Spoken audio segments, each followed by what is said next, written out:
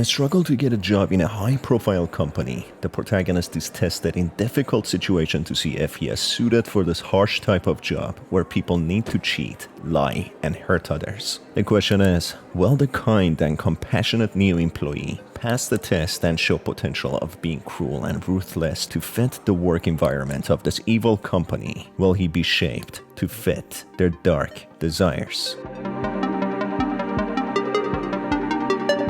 Having an interview in a high-profile organization in which he is soon to start work as an office worker, he loses his way, unsure which floor he needs to go to for the interview. As he steps into the empty elevator, a charismatic employee rushes in, stopping the elevator doors from closing. Hold the door! Traffic was awful today, am I right? Taxi barely made it on time. Not like the bus will take that excuse again. You're going to the top floor? What a coincidence. By the way, I don't think I've seen you around before. Who are you?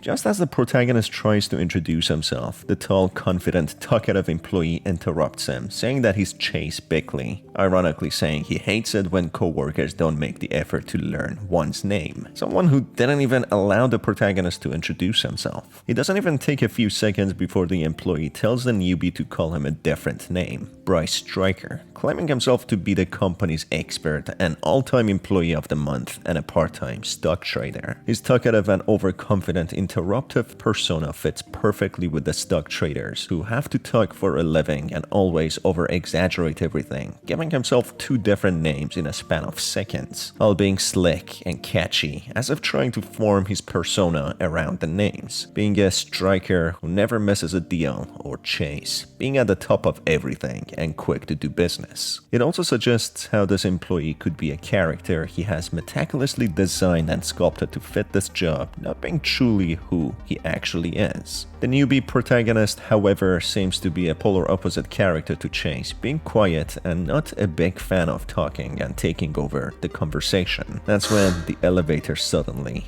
gets stuck. Calling for emergency, the building maintenance called Manuel answers the call and in an uncanny manner tells them to hang tight as help is about to arrive, ending the call with telling the employees that he loves them. But that is not before sending a Morse code which translates to the word leave. Both Chase and the newbie feeling uneasy. In 30 seconds exactly, the safety team comes to their rescue, but instead kills them both.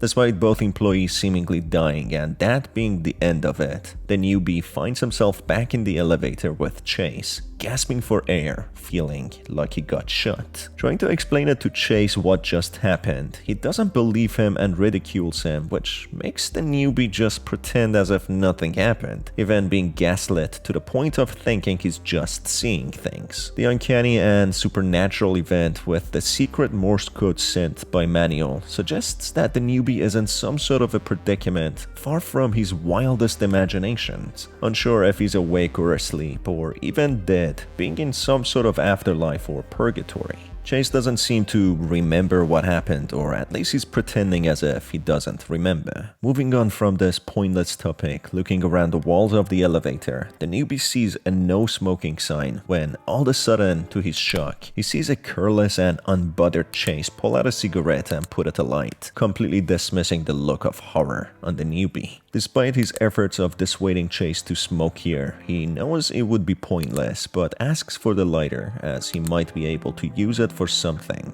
finding a way out, knowing the emergency call will lead to their death. Chase, instead of being cooperative, shows his true lazy, selfish, and childishly arrogant persona on how he values his lighter and has spent a lot of money on it, and if he had to share it in his life, he wouldn't be where he is now. By sharing. It truly seems like Chase is an ideal candidate in this type of workplace. The newbie seeing how he's left with no choice, he tackles Chase to get his lighter when, in a struggle, his lit cigarette falls to the ground and sets the elevator strangely on fire, killing both of them. Being resurrected again, back where they left off, The newbie seems a little agitated with Chase's indifferent attitude, always trying to be arrogant, blatantly pretending he's skilled and experienced, while in fact he is very incompetent and a burden rather than any help. He directly says that they just died, with the incompetent and arrogant Chase simply dismissing it, saying his memory is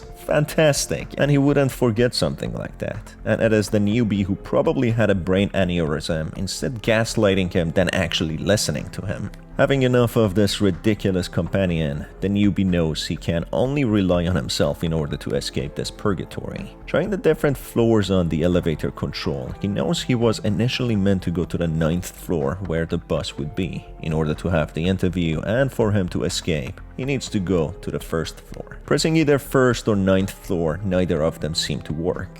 So the newbie decides to go to the 2nd floor in order to try any other floor that work in chronological numbers. As the elevator opens its doors to the 2nd floor, a box room appears to have only a chair, a sticky note, and a large black hole on the wall. Looking like something that should be avoided, the newbie pleads with Chase to check it out, who unsurprisingly pretends that he was the one who came up with this idea and the newbie should be the one checking it out. He even argues that he doesn't want his expensive leather shoe to be thrown there to check the safety of the room, as he values that shoe more than the newbie's life. Regardless, stuck with a useless companion, very familiar with what kind of person he is now, the newbie enters the room, reading the note which explains the hole needs something alive. Curiosity takes the best of him, who gets too close to the hole, which leads to an arm reaching out and pulling him inside, leading to an instant death. Being resurrected again, having to deal with Chase's nonsense once again, he dismisses him and presses on the floor number 3 when the doors open to an almost void-like darkness. The humidity and strange atmosphere causes his glasses to steam up. It feels as if there's a large living being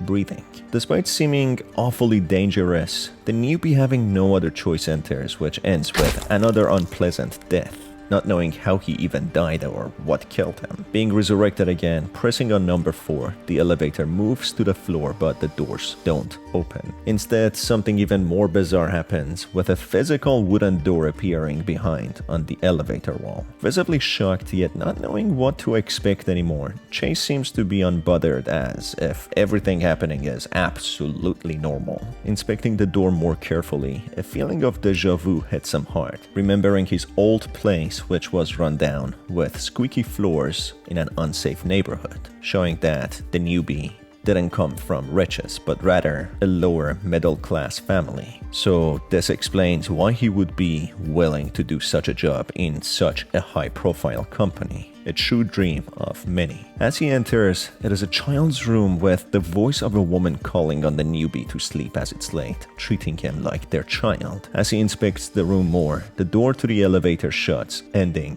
his short investigation. He awakens again back in the elevator. Going to floor number 5, it seems to be a radiation waste ground, which instantly makes the newbie bleed to death due to heavy radiation. Waking up in the elevator again, having suffered so many ways of death, he feels even more motivated to find a way out, not sure if he wants the job anymore, even if it is high profile and pays well. Going to the 6th floor, he comes across an office which has an empty job application form. The questions ask the applicant what they are willing to do to get the job or how far they would go, asking whether it's ambition or morality that is more important at workplace. Clearly wanting to hear that it's the ambition. It even asks what are the stages of grief and radioactivity. Regardless to what the newbie answers, the paper gets rejected by an invisible force and gets torn in half, with them dying. Back in the elevator again, going to the 7th floor, the doors open to a meat storage room with rotting corpses. The animal carcasses having cutting lines on them, meaning that they need to be cut. Not being able to do anything here, the newbie goes to the 8th floor. As the doors to the 8th floor open, a horrifying sight makes the newbie speechless. He sees identical clones of themselves who are in a rough state with unshaven faces and dirty clothes as if they have been stuck here for months. The newbie, seeing how rough they are and how they are trying to play it cool, He keeps pushing them to tell the truth when the clone newbie breaks down, explaining that they are them, alternate versions of them, who have been stuck there. The newbie feeling uneasy, he tries to dismiss them and leave, when the clones threaten the two with a pair of scissors and push them in their place, their elevator which seems to be stuck, not moving at all, taking their place and leaving them in the stuck elevator. Being lucky enough to reawaken and start again, this time around, the newbie starts with the clone Chase, as he would be the easier person to trick. This time around, being more strategic, the clone pair revealed that they entered this room through their elevator, but the doors behind them closed and on this side, there were no buttons anymore. Clone Chase explains the only way out for them is to replace the real Chase and newbie, taking their place in the elevator, while the real ones will take their place stuck for eternity. It turns out it's been months or years, as Chase's watch ran out of battery months ago, driving the pair into insanity, with the ever-cool Chase having multiple breakdowns. The newbie promises the clones that if they give him the scissors, he will swap places with them. Wink wink. But as soon as the clones do, the newbie shuts the elevator's doors, leaving them behind, knowing the alternative is to be trapped there for eternity with no one coming to help them. Feeling horrible for what he did from the past experience, he knows if he didn't do this, it would be him thrown into that room. The doors being closed, still hearing the cries of the alternates, who are banging and kicking the door on the other side. Chase, in a dismissive and arrogant way, taunts the newbie that he didn't think he would have it in him. He continues that the newbie pushed the alternates to open up and then took advantage of them, commenting that he would make a great employee in this unnamed organization, which seems to be hiring people like that, people with no soul. Seeing how indifferent and dismissive he is, thinking as if he is just like the alternates, the newbie questions himself for what he did and questions if Chase is even real, being such a soulless person who keeps on yapping when the newbie has a breakdown, attacking and killing Chase with the scissors. This leads to them reaching a floor filled with employees seeing the unhinged newbie killing Chase. This makes everything reset with him back in the elevator. Feeling like he's losing his mind, he goes back to floor 7 to use the scissors to make the incision on the carcass. Doing so, flying meat hooks take him and replace him with the rotting carcass, displaying these carcasses are of humans. Being awakened yet again in the elevator, trying the other carcass on the other side, the newbie finds a screwdriver. Inspecting inside the elevator, the protagonist finds a bulge which he cuts open with a computer emerging out. Using the newly acquired screwdriver, the newbie opens a vent where he finds a squeaky rat. The sight of the rat makes Chase jump behind the newbie, screaming like a little child. The newbie takes some evil pleasure scaring Chase with the rat, getting revenge for all the time Chase disappointed him and annoyed him, which I personally admit is quite satisfying. Unfortunately, the rat needs to be offered to the black hole in floor number 2 in order to get the password to the computer. Managing to get a lighter from Chase, he goes to the void-like floor, floor number 3, where he lights the lighter, understanding why it was so humid. There's a giant open mouth dwelling in that room. Seeing something shiny on the teeth, approaching to grab it, the mouth shuts, killing him instantly. Being resurrected, this time around the newbie feeds the mouth a piece of cake with sleeping pills in it, which makes the mouth go to sleep, allowing him to grab the shiny thing, which turns out to be a CD. Inputting the CD into the computer and inputting the password RAISE, floor number 9 is finally unlocked, allowing the newbie to get up there. As the doors open, he finds a smiling man in a casual suit sitting in an armchair in where seems to be amongst the clouds in the sky.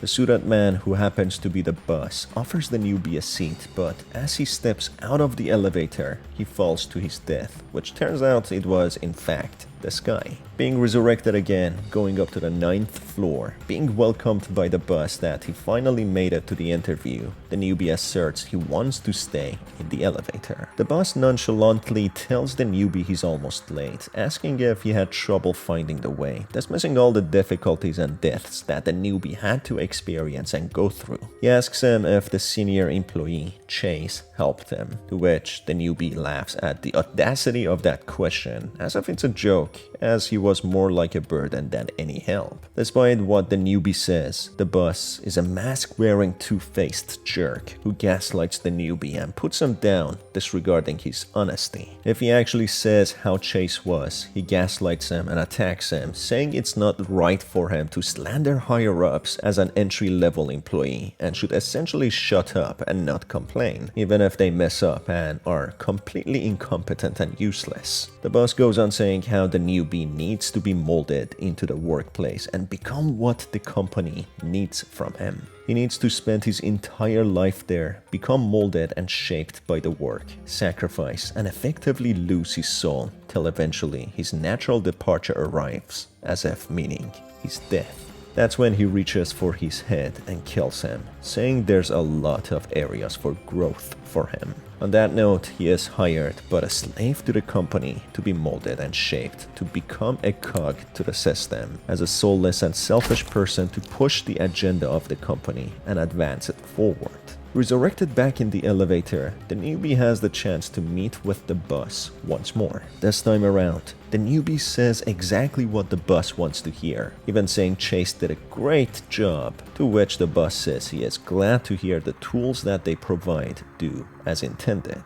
Which means Chase was probably never a real human or just a tool to study the protagonist and newcomers. That's when the boss hands a key to the newbie, saying he can be a manager at lower floors as he has fear of heights. Chase congratulates the newbie and says that it's his stuff, stepping out and instantly disappearing, which shows that he was nothing but a tool sent by the boss to examine the newcomer. Using the key and placing it inside the keyhole that says lobby, he manages to get to the first floor when the elevator actually goes down. Overcome with joy, almost having tears in his eyes, he runs to what he thinks will be his freedom out of this doomed building. That's when he bumps into a person who happens to be a soulless, void-like entity without any personality, just the personality molded and shaped to fit the company's image and environment, a place with no soul or humanity. This entity, seeing how the newbie is trying to escape, indoctrinates him